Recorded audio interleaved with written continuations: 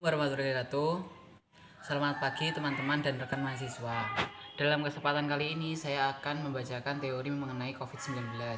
Berdasarkan tugas diskusi 4, kali ini saya membuat video dan diupload di akun YouTube mahasiswa. Langsung saja akan saya jelaskan. Karakteristik patogenik coronavirus merupakan keluarga besar virus yang menyebabkan penyakit pada manusia dan hewan.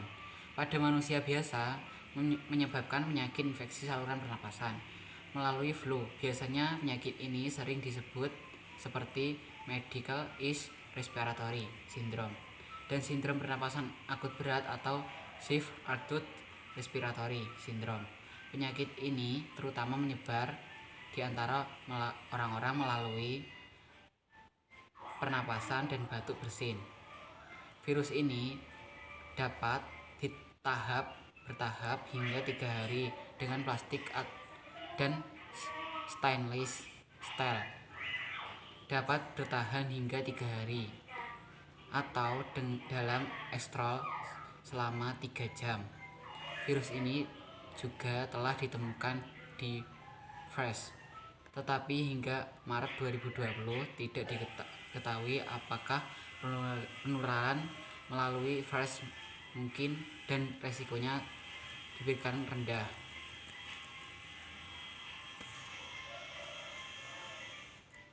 Coronavirus jenis terbaru yang ditemukan pada manusia sejak kejadian luar biasa muncul di Wuhan, Cina pada Desember 2019. Kemudian diberi nama severe acute respiratory syndrome. Coronavirus kedua dan menyebabkan penyakit coronavirus disease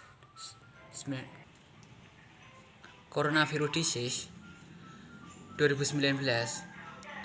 COVID-19 termasuk dalam genus dengan flower expected dan sering dibentuk polomatik dan berdiameter 60 sampai 140. Virus ini secara genetik sangat berbeda dari virus SARS-CoV dan MERS-CoV. Penelitian ini saat ini menunjukkan bahwa homologi antara COVID-19 memiliki karakter DNA coronavirus pada kelelawar SARS, yaitu dengan kemiripan lebih dari 85%. Ketika dikultur pada vitro, COVID-19 dapat ditemukan dalam sel epitel pernapasan manusia setelah 96 jam. Sementara itu, untuk mengisolasi dan mengukur Vero E6 dan HUH7 garis sel dibutuhkan pada waktu 6 hari. Paru-paru adalah organ yang paling terpengaruh oleh COVID-19 karena virus mengakses sel inang melalui enzim ACE2 yang paling melimpah di sel alveolar tipe 2 paru-paru. Virus ini menggunakan glikoprotein permukaan khusus yang disebut Spix untuk terhubung ke AC dan memasukkan sel inang. Kepadatan AC di setiap jaringan berkorelasi dengan tingkatan keparahan penyakit ini. Jaringan ini dan beberapa ahli berpendapat bahwa penurunan aktivitas AC mungkin bersifat protektif dan seiring perkembangan penyakit alveolar, kegagalan pernapasan, kemungkinan terjadi kematian mungkin terjadi.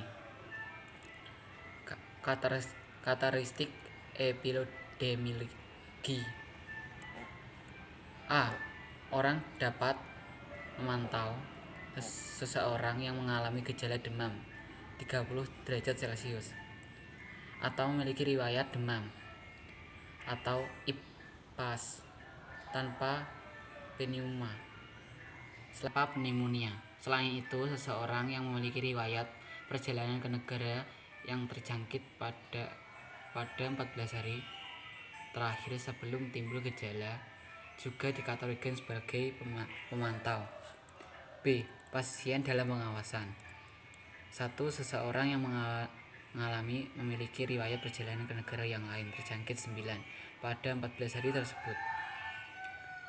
Timbul gejala-gejala COVID-19 dan seseorang mengalami gejala antara lain demam 30 derajat Celcius, batuk, pilek, dan radang tenggorokan, pneumonia ringan hingga berberat berdasarkan gejala klinis dan atau gambaran radiologi.